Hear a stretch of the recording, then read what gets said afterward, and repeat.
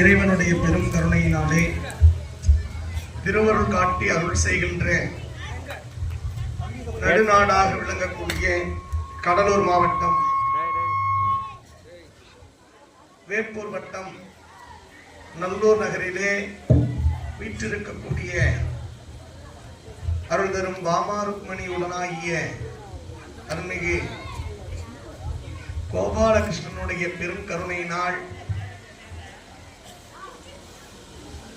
ஒவ்வொரு ஆண்டும் ஆடி மாதத்திலே வரக்கூடிய ஏகாதசி அன்று நடைபெறுகின்ற இந்த அகண்ட பஜனையிலே ஏனை அடியார் பெருமக்களாக இருக்கக்கூடிய கோஷ்டி நம்பிகள் அனைவர்களும் ஒன்றாக இணைந்து ஒவ்வொரு ஆண்டுகளும் மாபெரும் சிறப்பான முறையிலே பாகவதம் இங்கே ஓதப்படுகிறது. சாமி அவர்கள் சொன்னார்கள், 2 நாள் இந்த நல்லூர் நகரிலே 2 நாள் பரிபூரணமாக இங்கே நம்மளுடைய தேவார் அந்த திவ்ய பிரபந்தம் ஓதப்பெறும். 2 நாட்கள் விடிய விடிய இரவு பகலாக கோஷ்டிகள் வந்து அவரவர்களுக்கு அந்த டைம் வாரியாக போட்டு அந்த நிலையிலே செய்வார்கள் என்று சாமி அவர்கள் எங்களிடத்திலே வரும்பொழுது சொன்னார். அப்படி செய்த இந்த மாபெரும் ஊரினால் என்ன புண்ணியம் என்றால் நல்ல நீர் வளமும் நிலவளமும் பொருந்திருக்கு. அதனால அப்படியாப்பட்ட இப்பகுதியிலே அருள் தரும் திருவருள் காட்டி அருள் செய்கின்ற பெருமானுக்கு பல்வேறு ஊர்களில் இருந்து வந்து சிறப்பிக்கக்கூடிய நிலையிலே இன்று இரவு நமக்கெல்லாம் ஒரு புண்ணிய நாள். ஏனென்றால் எத்தனையோ நாள் நமக்கு வரும், ஆனால் அதெல்லாம் நம் நாளில் கணக்கு இருக்குமா என்றால் இல்லவே இல்லை. நாராயண எந்த நாள் சிந்திக்கின்றோமோ அந்த நாள் நாம் வந்த நாள் என்பார்கள் பெரியாழ்வார். இந்த நாள் நமக்கு வந்த நாள் என்றால் நாராயணனுடைய திருநாமத்தை சிந்திக்க வேண்டும். இந்த நாக்குக்கு ஒரு நாமம் உண்டு, ஆனால் நாராயணா என்கின்ற நாமம் தான். நீதி நாக்குக்கெல்லாம் முடநாக்கு என்று சொல்கிறார். அதனாலதான் இரணையின் காலம் தொட்டு பலகாலம் குழிகாலம் வாழுகிறான். ஆனால் பலகாலம் அவனுடைய ஒரு புல் மண்ணிலே தோன்றினாலும் கூட நாராயணா என்கின்ற தோன்ற வேண்டும் என்று நினைப்பானா. விண்ணிலிருந்து மழை வந்தாலும் கூட அது நாராயணா என்று அதை படவிடுமா. புல் விளைந்தாலும் வானத்தில் இருந்து மழை வந்தாலும் ஆனால் நாராயணா என்கின்ற நாமத்தை தவிர இரணையாய நமோ என்று சொல்ல வேண்டும் என்று நினைப்பானா. அவன் தவமாகி தவம் இருந்து வாங்கி இன்றெடுத்த தவ புதல்வர் நம்மளுடைய பிரகலாத ஆழ்வார். அவர் சொல்கிறார், இரணையாய நமோன்னு சொல்லல, நாராயண நமோன்னு சொல்றார். ஆனால் எத்தனையோ இன்னல்களை கொடுக்கின்றார் தந்தை, உடலுக்கு தந்தை. ஆனால் ஒரு பொழுதும் என் நாக்கினால் இரணையாய நமோ என்று நான் சொல்லவே மாட்டேன். ஏன் சொல்ல மாட்டேன்? உன்னை நான் சொல்லிட்டேன்னா இந்த பிறவியில் அல்ல, 7 பிறவிக்கும் என்னால் அந்த வீடு பேராகிய பரமபதத்தை அடையவே முடியாது. பரமபதத்தை அடையணும்னா என்ன பண்ணணும்?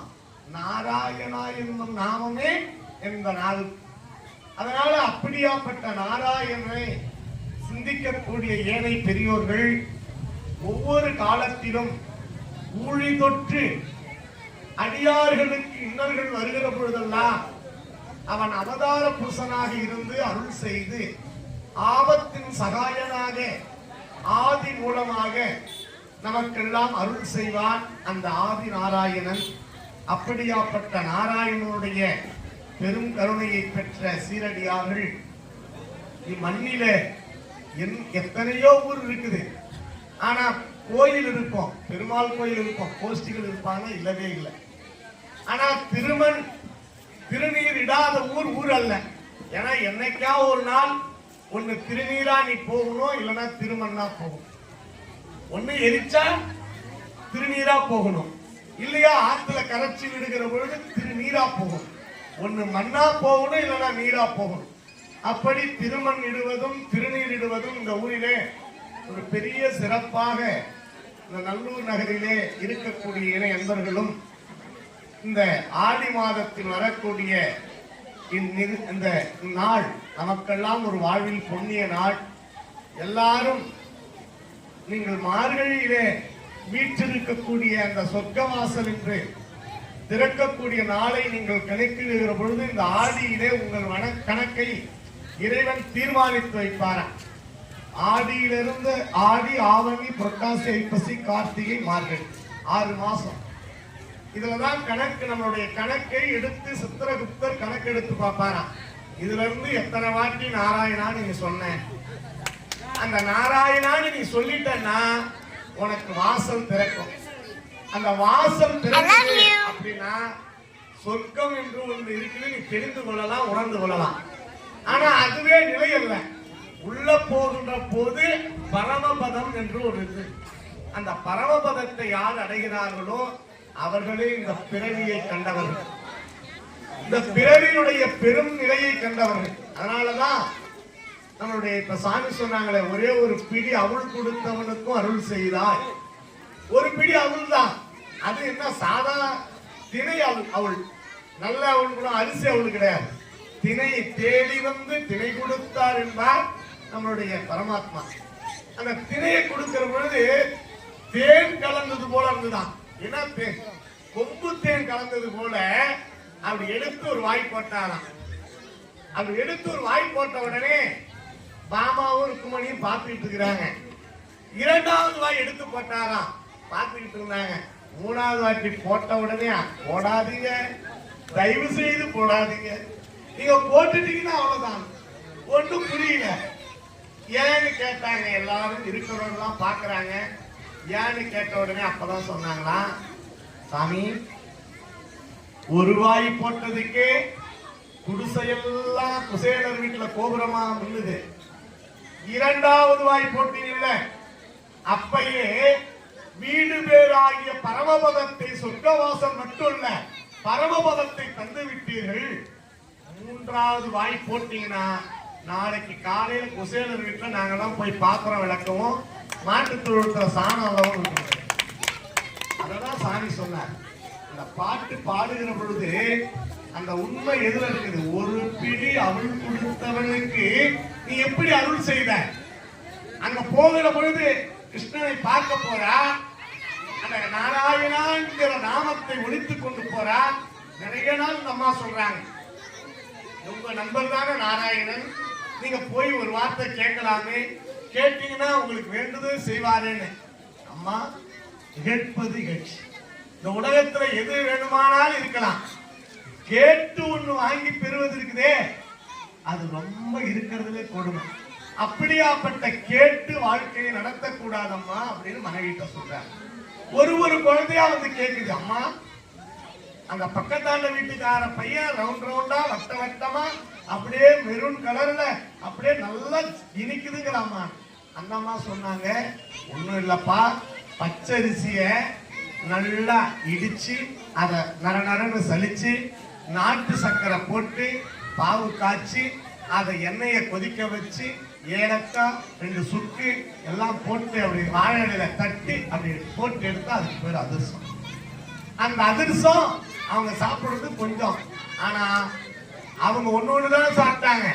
உனக்கு இந்தாண்ட கையில 4, இந்தாண்ட கையில 4, மீதி பிள்ளைங்களுக்கு எல்லாம் 2 ஐ, எனக்கு மட்டும் 4 நாளா, மீதிங்களுக்கு 2 நாள். அந்த குழந்தை சந்தோஷம்.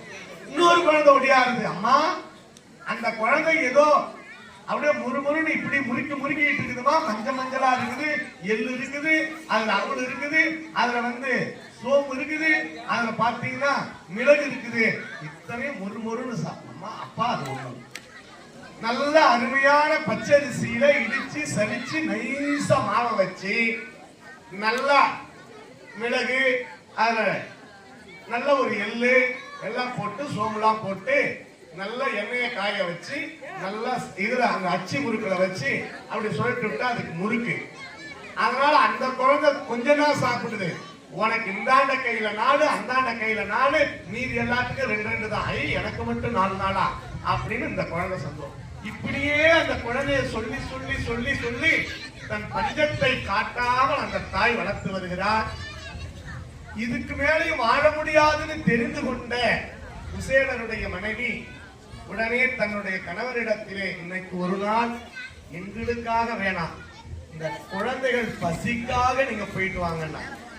அதே போல போகிற பொழுது தன் சேலையில எப்படி பாஞ்சாலி ஆகிய பாஞ்சாலி தன்னுடைய சேலையை எப்படி இந்த உலகத்தில் எடுத்து விட்ட பொழுது கண்ணன் தூளியை காப்பாற்றினானோ, அதுபோல அந்த அம்மையார் தன் சேலையிலே ஒரு ஜானை கிழித்து அதிலே அந்த அவுளை தேனிலே கலந்து இடித்து கொடுத்து அனுப்புறாங்க. இங்க குசேலன் போகிறார். நான் குசேலன் வந்திருக்கேன் அந்த துவாரபாலகர்கிட்ட சொன்னார். அங்கிருந்து பாமா ருக்குமணியை விட்டுட்டு இப்ப நம்ம கடலூர் சாமி பாட்டை கேட்க வந்த மாதிரி அங்கிருந்து வந்துட்டார் சார். இப்ப எத்தனை வருஷமும் அங்கே உள்ள வச்சுதான் அலங்காரம் பண்ணுவாங்க.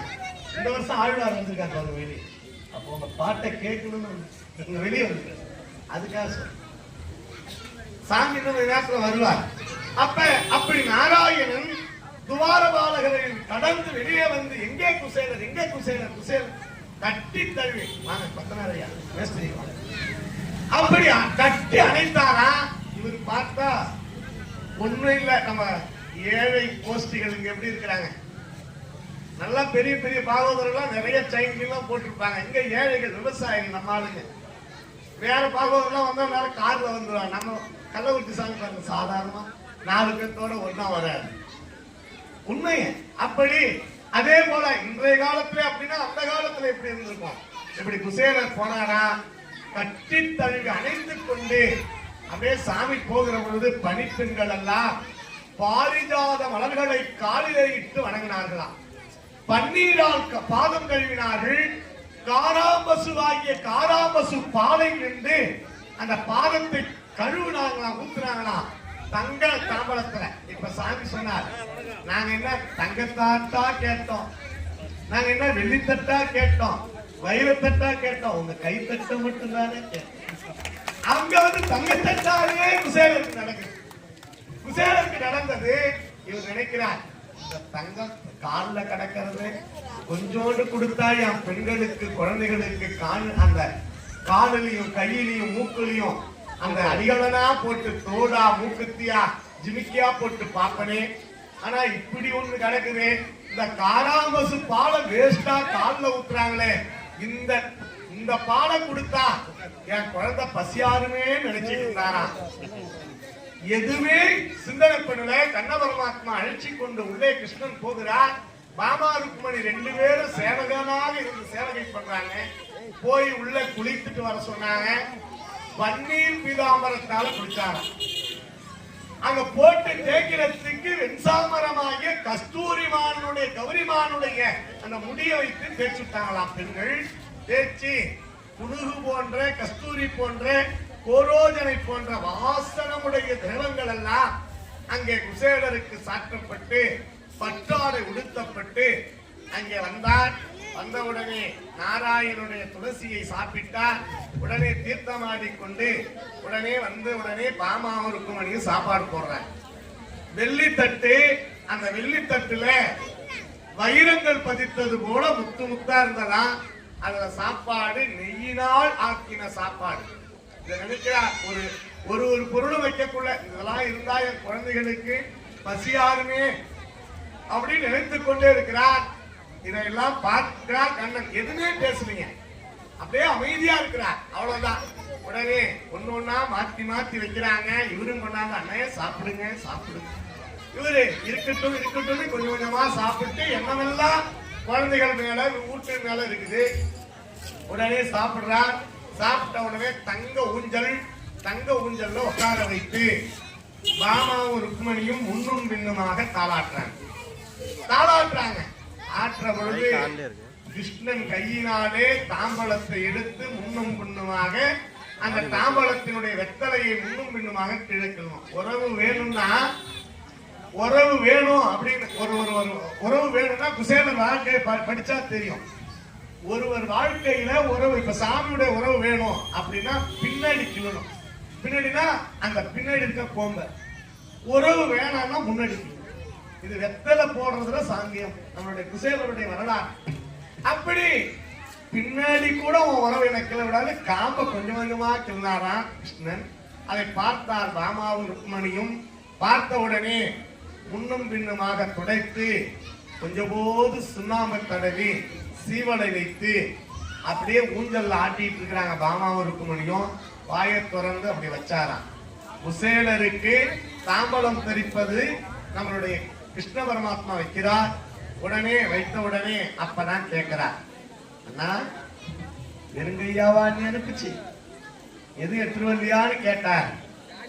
இங்க நடந்ததெல்லாம் பார்த்துட்டு காராம்பசனுடைய பால் காதுல ஊத்துனாங்க. இதை நான் எடுத்துட்டு வந்தது திணை அவுளாச்சே, இதை கொடுக்கலாமா நினைத்துக் கொண்டிருக்கிறார் மனசுல. அப்புறம் இவரு அக்கிலே அதை எடுத்து வச்சிருந்தாரு பாருங்க. எடுத்து இப்படி காட்டினாராம். அந்த ஊஞ்சல் ஆடிட்டு இருக்கிற பொழுது அப்படி கையில விரித்து பார்த்தா அந்த சேலை அப்படியே கஷ்டத்தினுடைய வறுமை தெரிந்தான். சணல் சணலா சணல் சணலா இருந்ததாம். அப்பதான் தெரிந்தாராம் வறுமை மிகுந்தது இந்த உலகத்துல இவ்வளவுதான். அதனால பெரியவங்க சொல்லுவாங்க ஆவதும் பெண்களாலே. அடுத்தது ஆவதும் பெண்களாலே. அடுத்தது சாமி இல்ல சாமி இறைவா உண்மைதான். அது உண்மைதான்.